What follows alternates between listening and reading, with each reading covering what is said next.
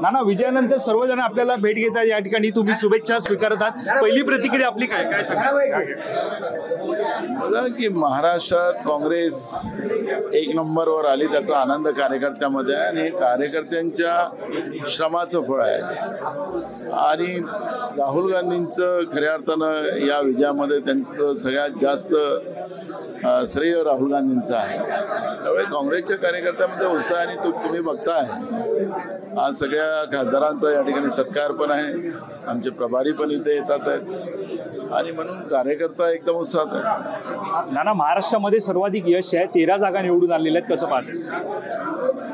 बिलकुल आहे की महाराष्ट्र हे काँग्रेसचीच भूमी आहे, पण आज ती पुन्हा काँग्रेसच्या बाजूने आलेली आहे ते आपण पाहतोय. त्यामुळे काँग्रेसच एक नंबर पक्ष या महाराष्ट्रामध्ये आहे.